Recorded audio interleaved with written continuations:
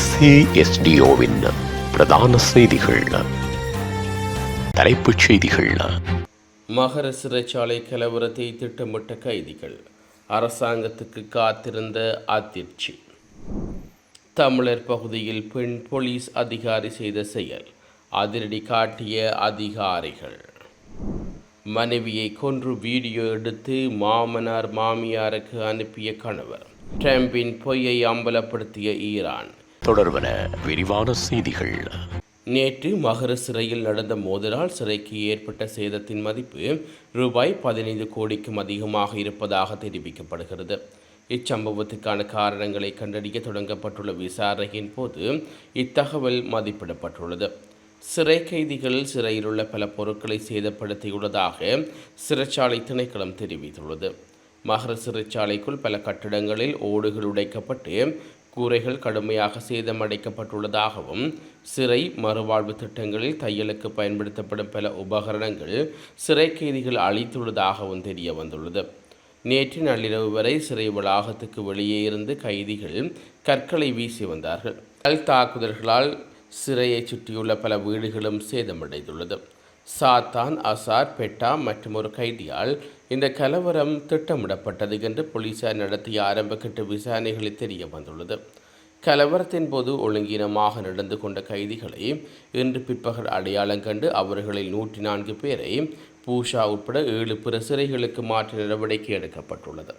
4100க்கும் மேற்பட்ட கைதிகளை கொண்ட மகர சிறைச்சாலையில் நேற்று மாலை சுமார் 4 மணியளவில் கலவரம் வெடித்தது. 13 மணி நேரத்துக்கு மேலாக போராட்டத்துக்கு பிறகு இன்று காலை சுமார் 6 மணியளவில் பாதுகாப்பு படையினர் நிலைமையை முழுமையாக கட்டுப்படுத்தினார்கள். இருப்பினும் இந்த கலவரத்தின் ஒரு கைதி உயிரிழந்தார் மற்றும் 9 கைதிகள் படுகாயமடைந்தமை குறிப்பிடத்தக்கது.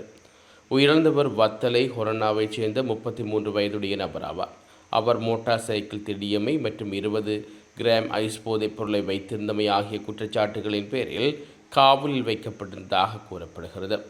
சிறையில் போதைப்பொருள் கடத்தலை கட்டுப்படுத்த எடுக்கப்பட்ட கடுமையான நடவடிக்கையினால் இப்போதெல்லாம் போதைப்பொருள் தட்டுப்பாடு நிலவுகிறதோ இந்த கலவரத்துக்கு காரணம் என்று கூறப்படுகிறது. நேற்று காலை 4 கைதிகள் ஒரு கூரையின் மேல் ஏறி சிறை நிர்வாகத்துக்கு எதிராக போராட்டத்தில் ஈடுபட்டுள்ளார்கள். அப்போது ஒரு மூத்த சிறை அதிகாரி அங்கு சென்று இது குறித்து கைதிகளிடம் விசாரித்துள்ளார். இருப்பினும் அங்கிருந்த கைதிகள் சிறை அதிகாரிகள் மீது கற்களை வீசியுள்ளார்கள். அதனைத் தொடர்ந்து அதிகாரிகள் அந்த இடத்தை விட்டு சென்றுள்ளார்கள். சிறை மருத்துவமனையில் இருந்த மருந்துகள், சமையலறையில் இருந்த கூர்மையான ஆயுதங்கள் மற்றும் துப்பாக்கி கிடங்கில் இருந்த ஆயுதங்கள் மற்றும் உபகரணங்கள் ஆகியவை அந்த இடங்களிலிருந்து பாதுகாப்பாக அகற்றுவதற்கு ஏற்பாடுகள் செய்யப்பட்டன. இதற்கிடையில் சுமார் 1500 பிற கைதிகள் சிறையின் ஒரு பக்கத்தில் கட்டப்பட்டு வரும் சுவரை உடைத்து கொண்டு தப்பிக்க முயன்றதாகவும், அந்த முயற்சிகளை முறியடிப்பதற்காக சிறை அதிகாரிகள் துப்பாக்கிச்சூடு நடத்தியதாகவும் கூறப்படுகிறது. இருப்பினும் அப்போது மற்றொரு குழுவினர் ஒரு சிறை கட்டடத்துக்கு தீ வைத்துள்ளார்கள். இது குறித்து அறிக்கையின் மீது முதல்கட்ட விசாரணையில் அவர்களில் ஒரு குழுவினர் பின்னர் போதைப் பொருட்களை சேமித்து வைக்கப்பட்டிருந்த கட்டடத்துக்குள் புகுந்து சிறை கைதிகளின் வசம் இருந்த போதைப் பொருட்களை பயன்படுத்தியமையும் தெரிய வந்துள்ளது. இத்தகைய சூழலில் மற்றும் ஒரு கைதிக்குழு அந்த குழுவினர் அடைக்கப்பட்டிருந்த வாட்டுகளுக்கு சென்ற பூட்டுகளை குடைத்து அந்த அறைகளிலிருந்து வெளியேற வழிவகுத்துள்ளனர். அவர்களில் ஒரு குழுவினர் அறைகளிலிருந்து வெளியே வந்து கொண்டிருந்த போது மற்றொரு கைதிகள் குழுவினர் அவ்வாறு செய்ய மறுத்து தாங்கள் தங்கியிருந்த அறைகளிலேயே இருந்த நிலையில் கலவரத்தை ஏற்படுத்தி வந்த கைதிகள் வந்து அவர்களை தாக்கியதாகவும் கூறப்படுகிறது. இங்கினி யாகல காவல் நிலையத்துக்கு பல்வேறு சேவை ஊடாக வருமானத்தை பெற சுமார் 2,90,000 ரூபாய் பணத்தை மோசடி செய்த குற்றச்சாட்டில் அதே காவல் நிலையத்தில் கடமையாற்றிய பெண் போலீஸ் சார்ஜென்ட் ஒருவர் கைது செய்யப்பட்டுள்ளார். அம்பாறை போலீஸ் விசேட குற்ற விசாரணை பிரிவினால் குறித்த சந்தேக நபர் கைது செய்யப்பட்டுள்ளார். அம்பாறை போலீஸ் அத்தியஸ்தகர் அலுவலகத்தினால் மேற்கொள்ளப்பட்ட உள்வாரி கணக்காய்வு பரிசோதனையின் போது இந்த நிதி முறைகேடு கண்டறியப்பட்டுள்ளது. ஒளிபெருக்கிய அனுமதி பத்திரங்கள் வழங்குதல் உட்பட பல்வேறு சேவைகள் மூலம் பெறப்படும் வருமான பணத்தை அம்பாறை போலீஸ் அத்தியஸ்தகர் அலுவலகத்தில் உத்தியோகபூர்வ கணக்கில் முறையாக வைப்பிட வேண்டும். எனினும் சந்தேகமான பெண் போலீஸ் சார்ஜன் காவலத்தில் பெறப்பட்ட அந்த பணத்தை வைப்பிலாடு தவறியுள்ளமை கணக்காய்வில் உறுதி செய்யப்பட்டுள்ளதாக தெரிவிக்கப்படுகிறது.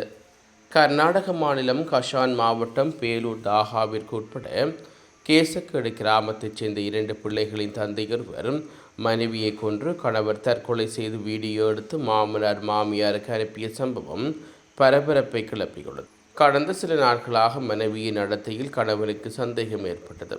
இதனால் அவர்கள் 2 பேருக்கும் இடையே கடந்த சில நாட்களாகவே வாக்குவாதமும் குடும்ப தகராறுமானது. இந்நிலையில் சம்பவ தினத்தன்று மனைவியுடன் காரில் புறப்பட்ட கணவன் வழியிலேயே மனைவியுடன் மீண்டும் வாக்குவாதத்தில் ஈடுபட்டுள்ளார். பின்னர் அவரை காரில் வைத்து கொலை செய்தார். கொலை செய்வதை வீடியோ எடுத்ததாக கூறப்படுகிறது.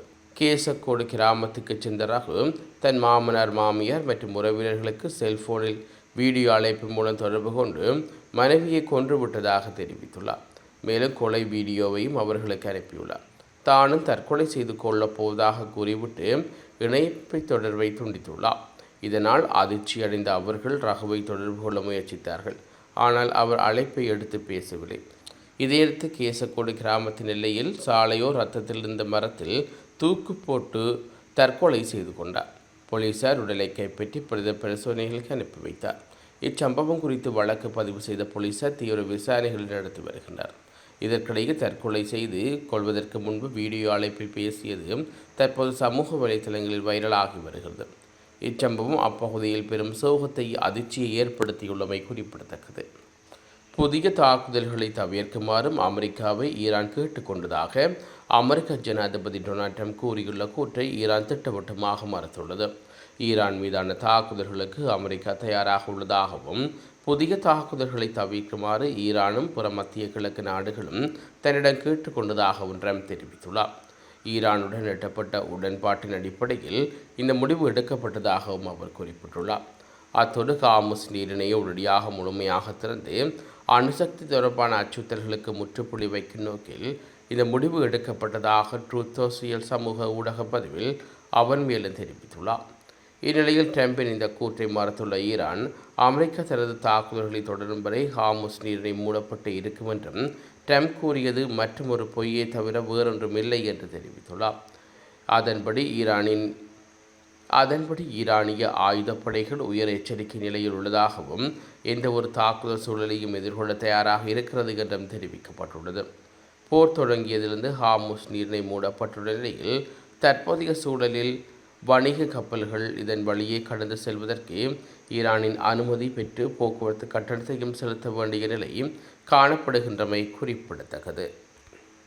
மீண்டும் தலைப்புச் செய்திகள். மகர சிறைச்சாலை கலவரத்தை திட்டமிட்ட கைதிகள், அரசாங்கத்துக்கு காத்திருந்த அதிர்ச்சி. தமிழர் பகுதியில் பெண் போலீஸ் அதிகாரி செய்த செயல், அதிரடி காட்டிய அதிகாரிகள். மனைவியை கொன்று வீடியோ எடுத்து மாமனார் மாமியாருக்கு அனுப்பிய கணவர். ட்ரம்பின் பொய்யை அம்பலப்படுத்திய ஈரான்,